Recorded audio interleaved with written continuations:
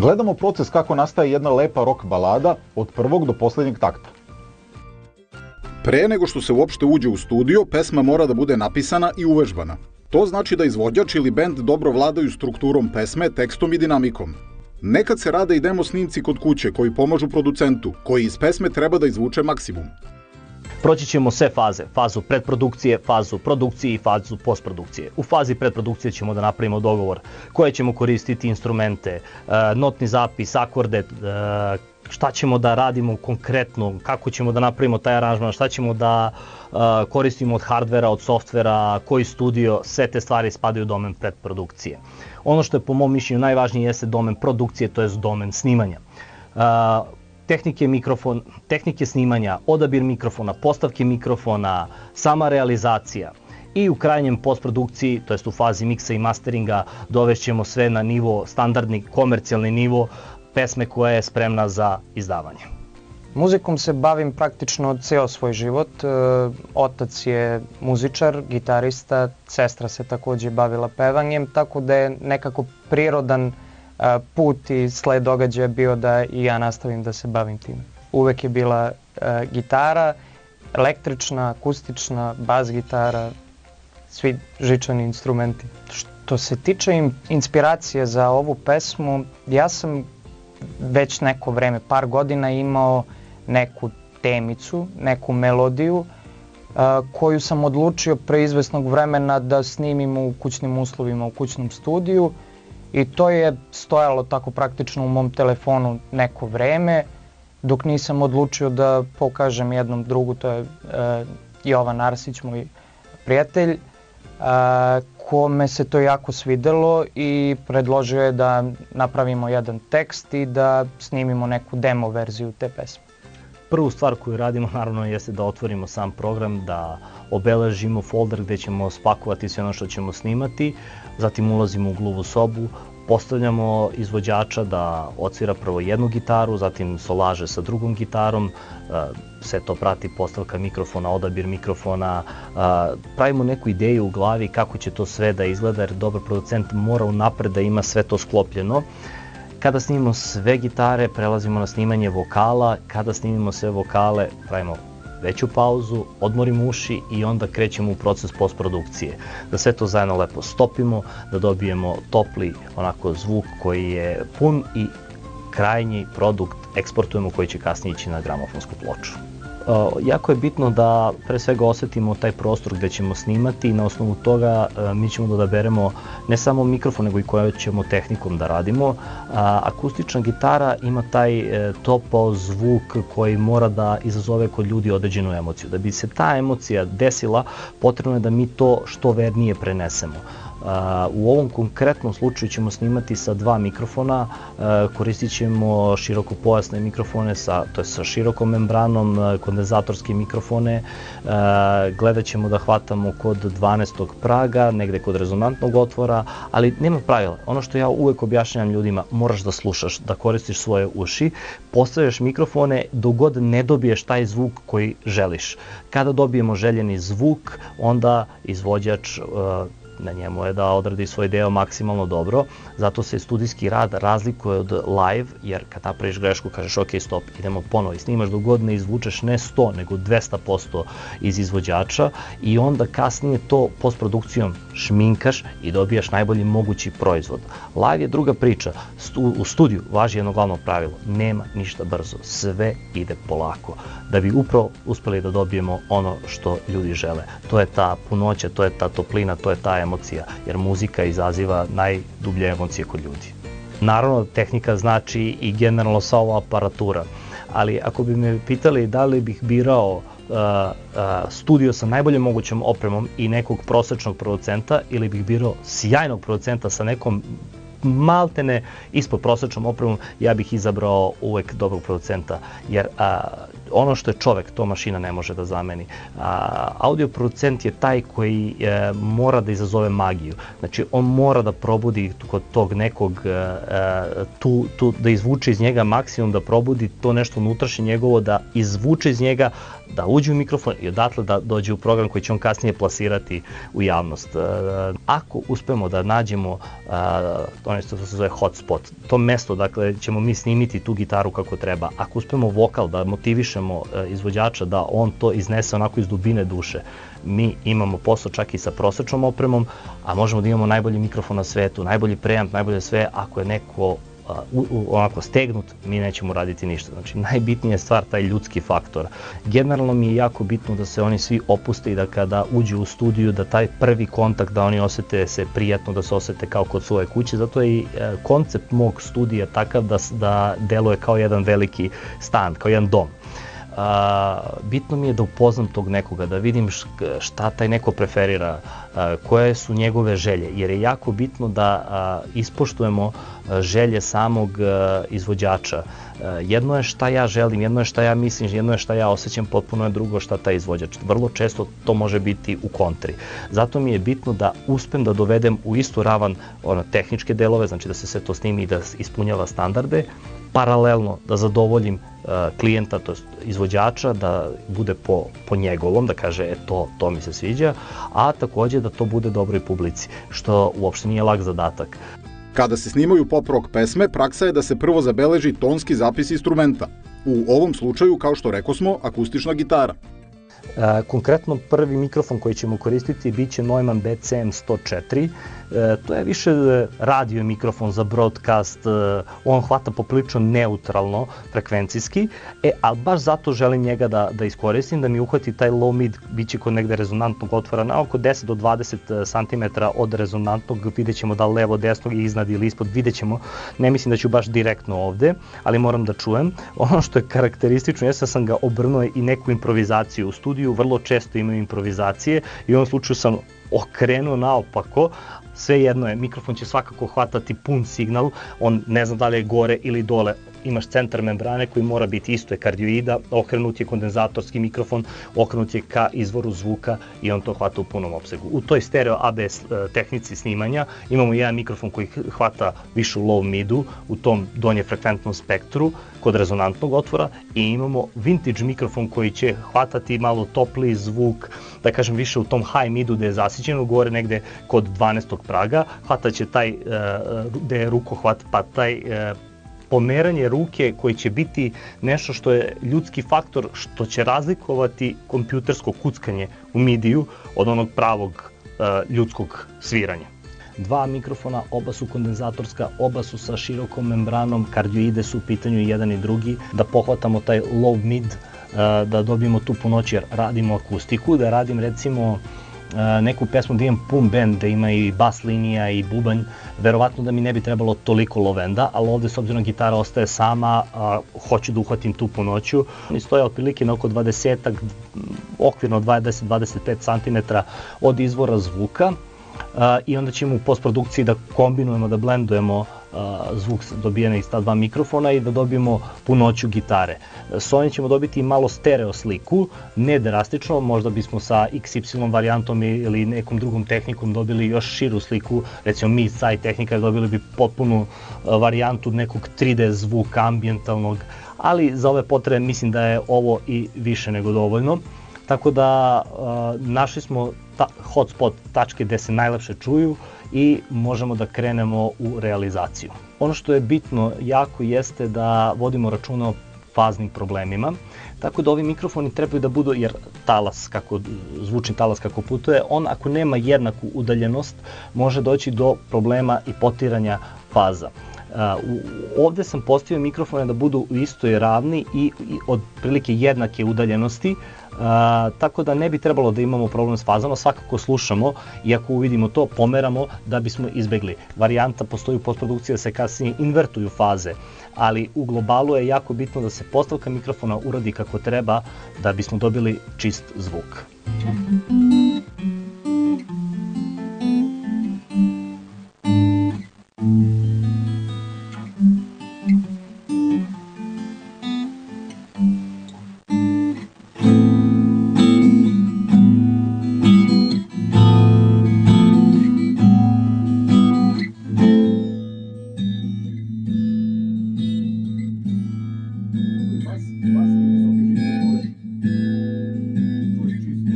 Upravo smo snimili prvu gitaru sa 2 kanala, to je sa 2 mikrofona, ovde konkretno žuta boja, to je prvi mikrofon DCM 104, njega smo provlačili kroz LA2 kompresor u samom snimanju, a ovaj mikrofon S Electronics, to jest drugi mikrofon, smo provlačili kroz FET kompresor 1176 i razdvojili smo da jedan deo vuče ka levo, jedan ka desno, baš kako je u uživo postavci, da bismo dobili što verniji zvuk. S obzirom da mi ljudi ne čujemo linearno sve frekvencije, nego više čujemo srednje tonove recimo od niskih.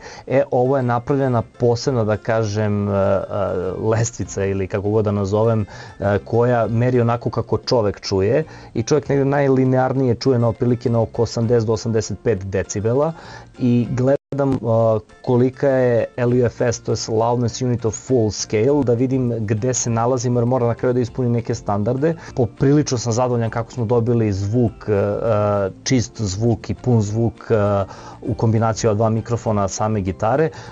Radi predostrožnosti ja ću snimiti još 1 ili 2 take-a čisto da imam, što se kaže, pa ću kasnije u postprodukciji preslušati koji mi se najviše sviđa, možda ću čak i seckati neke delove i spajati ih. Mada generalno ja volim akustične instrumente da snimam u jednom take-u.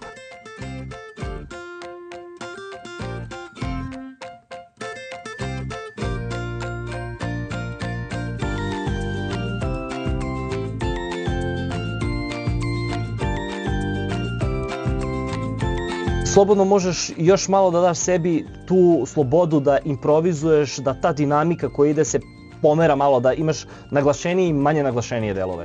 To mi je skroz okej. Vodi računa da aranžman bude onako kako si planirao i naravno da svi tonovi budu na mestu. Što se tiče tehnički samog zvuka i svega, to imamo sjajno. Ceo proces snimanja ide u zvučnu kartu. Da malo pojasnim. Vazdušno strujanje, u ovom slučaju gitare ili vokala, ide u membranu mikrofona, odatle kablom ide u zvučnu kartu. Ali pre toga ja napravim neki moj lanac, to jest routing kako idem i provlačim prvo kroz kompresor. Ako se ovo dobro postavi i praktično se snimi kako treba, onda u postprodukciji daleko manje ima posla.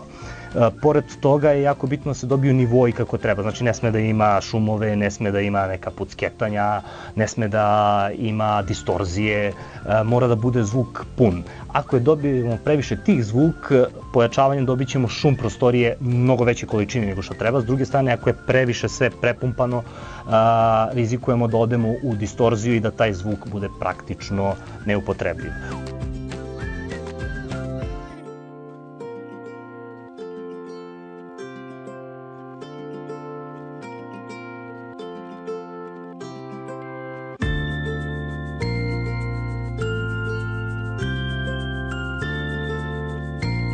Što se tiče druge gitare, malo smo promenili odabir mikrofona i generalno tehniku koju snimamo. U ovom slučaju snimamo XY tehnikom. Ja koristimo 2 mikrofona sa uskom membranom, u ovom slučaju koristimo Audix mikrofone, čime ćemo dobiti mnogo puniji zvuk. Približili smo na oko 15 cm od samog instrumenta. Ugao je 90 stepeni između ova dva. Sa jednim mikrofonom hvatamo levo od rezonantnog otvora, pokupimo malo taj low end, ali daleko manjem opsegu nego što smo hteli sa prvom varijantom, jer želim da bude fokus na drugom mikrofonu koji će hvatati ovaj rukohvat, gde ćemo hvatati taj pun zvuk, jer solo mora biti dominantan, mora da gurne se napred, tako da ova tehnika mi je skroz cool, zato što ide i bliže i hvata više. Opet je stereo tehnika, ali je generalno potpuno drugačiji postavka, drugačiji zvuk. Napravit ćemo da od jedne iste gitare dobijemo kao da smo imali 2 različite gitare, to su neki mali trikovi.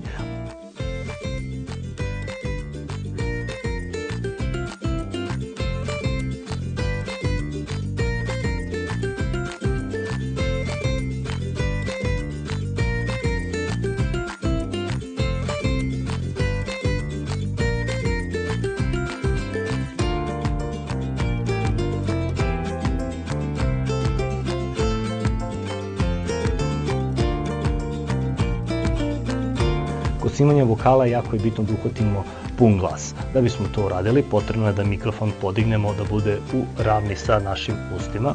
Dakle, postavljamo ga ovako, mislim da je ovo okej u odnosu na mene. Neka razdaljina otprilike neka pesnica ili 10 santimetara, ako želimo da dobijemo onaj radio vokal, da ćemo prići. Ako imamo nekoga ko je onako jak, ima jak vokal, dinamičan, prodaran, da ćemo ga malo odaljiti. Bitno stavka kod ovog mikrofona jeste da on hvata pun opseg, on ima svoj pop filter, doduše ja sam stavio još jedan kako bi plozive PB ublažio. Takođe jedna mala tehnika jeste da se mrvicu zakrene mikrofon, da ne ide direktno pod uglom, jeste da sibilante C, Z, S malo izbegnemo. To naravno zavisi od samog izvođača, ali ono što je još bitno jeste da sam interpretator se ne pomera levo-desno, jer ćemo onda dobiti onaj efekat, nego da bude fiksiran, on može da đuska, može da se pomera, ali usta kao da izbacuje strele moraju da budu fiksirana i da gađaju centar membrane. Takođe slušalice ne smiju da budu preglasne jer će ulaziti u snimak i još bitno da sve vreme se ovaj kabel ne udara po ovome jer će to sve ulaziti u snimak. To su neke samo osnovne smernice. Problem je što kada tako dam ovako taksativno vedemo izvođačom bude u fazonu o ne, ja sad to nikad neću snimiti. Tako da on treba da se opusti, a da producent nekako to maherski uradi da on to ni ne primeti, a da ga usmeri. Jer efekat gluve sobe je nešto što se dešava kod svakoga. Kogod dođe, bio da je profesionalac od 30 godina iskustva ili neko ko je tek krenuo da radi, gluva soba ga pojede. Onda moramo da stupimo na scenu svi zajedno kao tim, da bodrimo, da hrabrimo. Kao što rekoh, nema ništa brzo, nema ništa ajmo sad da uradimo. To se ide polako dok ne dobijemo onaj maksimum. Ako u produkciji uradimo sve kako treba, u postprodukciji ćemo napraviti to da zvuči još bolje. Ako je u procesu produkcije, to jest u procesu snimanja loše, postprodukcija može da našminka, ali nikad ne da ispravi ono što je greškom urađeno u audio produkciji. Tako da, hajmo sada na snimanje vokala da probamo što bolje to da uradimo i onda se bacamo na proces postprodukcije.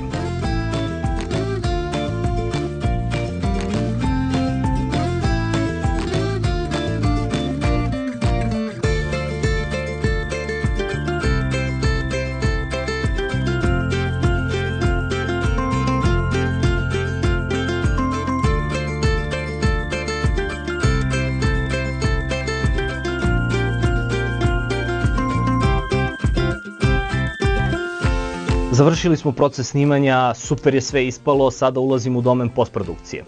S tim da ja uvek odvajam proces produkcije i proces postprodukcije. U jednom danu radim snimanje, u drugom danu radim mix i mastering. Ali pokazat ćemo šta ćemo raditi u postprodukciji. Koristit ćemo malo softvere, koristit ćemo malo i hardvere, možemo da pokažemo, znači njih smo koristili u samom procesu snimanja, ali ćemo ih koristiti i u postprodukciji. Kombinovat ćemo kompresore, kombinovat ćemo exciter-e, neke ekvilajzere, sve to zbirno ide u zvučnu kartu.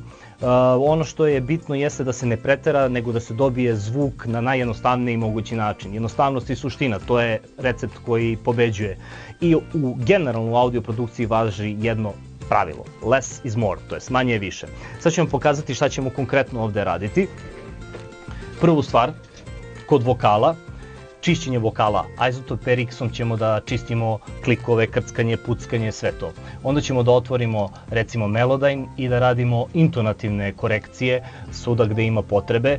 Kao što sam malo pre napomenuo, jako je bitno da se snimi kako treba, ali u Melodyne-u kada imamo jako dobar snimak, neke minimalne korekcije, da to zvuči studijski, da to zvuči profi. Kada završimo korekcije u Melodyne-u, onda se radi proces ekvilarizacije, da očistimo sve što ne treba, da izvučemo notch filterima frekvencije koje nam smetaju, kompresijom da stopimo, zatim ćemo dovesti u neki nivo da upeglamo zajedno s muzikom, gitare ćemo da stavimo u grupni track, da ih onda malo kompresujemo, da ih blendujemo zajedno, da stopimo s vokalom, da ih raširimo, da dobijemo široku zvučnu sliku i sve to da dovedemo na neki, ajde da kažem, industrijski standard, ali ću gledati da napravim neki univerzalni koji za akustičnu varijantu će biti možda oko minus 12 LUFS-a. Ja generalno ne volim u svom radu da imam preglasne mikseve, oni mogu da idu i do minus 6, ali to je ako radim neki tehno ili ako radim neku elektroniku, to sve gruva između minus 9 i minus 6. Za ovako neku mirniju varijantu, meni je skroz ok minus 11, minus 12. Naravno, imat ćemo referentnu traku pa ćemo da poredimo. Referentna traka je nešto sa čime mi poredimo, znamo da je produkcijski to dobro, znamo da je to neki poznati umetnik, dobra izdavačka kuća i onda porediš svoj rad. To ti je najbolji pokazatelj da li si uradio kako treba posao ili ne. Pored toga, koristit ću i neke hardvere, čisto da malo provučem gitaru još jedan put kroz FET kompresor i na krajnji mastering ću raditi na mašini. Za razliku od, recimo, softvera Isotope RX, mašina ima neki specifičan, unikatni analogni zvuk koji generalno ne mogu da dobijem sa softverima. Dajem mu tu punoću, dajem mu tu saturaciju i generalno sam više zadovoljan kad uradim sa mašinom nego sa softverom, ali, zavisnosti od žanra muzike, ako radim neku novokomponovanu muziku, onda da, definitivno softver ima više smisla jer ta muzika je nastala u eri digitalije. Ovo je nešto što mene podsjeća bar na neke ranije, možda 90. početak 2000-ih, tako da, definitivno će biti to sa mašinom. A sad ću vam pokazati u samom programu kako to izgleda. Na vokalu smo uradili jedan low cut filter, skidali smo sve što nije potrebno, možda je previše 100, recimo da sam 85 Hz, da je skroz ok da mu uradim low cut, ali nikad ne radim veći od 12, da ne bi bio problem sa fazama. I zašto ne idem dalje? Zato što je negde njegova boja glasa tu između 90 i 100 do 110, ne želim da mu ubijem skroz boju. Ovde sam ustavio spuštanje na oko 1 decibel, vrlo suptilno, da mu malo to što ja zovem blatište oko između 300 i 600 Hz izbacim da bi se stopio lepše s gitarom i podigao sam malo recimo od nekih 6-7 kHz da dobije na tom, to se zove onaj kao air, tu neku lepršavost u vokalu. Verovatno ću raditi i ručnu automatizaciju pomoću kontrole. Da li je potrebna cela ova kontrola? U principu ne, ali ja volim malo više taj old school fazon pa da pod rukom osetim regler i da ga pomeram. Za gitare vrlo malo saturacije, malo EQ-a, malo kompresije, dakle ništa drastično, moji kanali nisu pretrpani pluginovima, stvar je više u gain stagingu, u odnosima zvukovima, da osetiš koje pripada kom delu, kom frekventnom opsegu, da stopiš tu dinamiku i onda u krajnjem procesu masteringa da se to sve digne na taj jedan industrijski standard. Ovo može da potraje 3 sata, može da potraje 3 dana, taj deo posle nije egzaktan, zavisi od želje klijenata, zavisi od same konkretne pesme, konkretnog projekta, tako da sve zavisi kako će pesma da me vozi. Ako me neko pita može završiti za 3 sata, u principu da, ali nekad se to ne desi, nekad se desi da to traje danima. U svakom slučaju ne sme da se žuri, mora se preslušava, mora sve da bude na svom mestu jer studijski rad zahteva hirušku preciznost.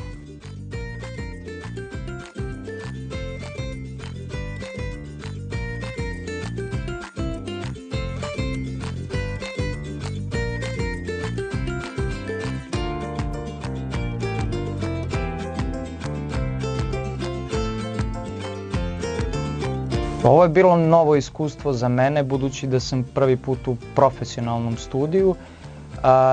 Ceo proces je jako interesantan, video sam naravno koliko je ceo proces zahtevan. Jedan od najvećih izazova je svakako za mene bila trema, prebroditi tih prvih par minuta, ali nakon toga praktično osjećao sam se kao u svojoj sobi i išlo je glatko.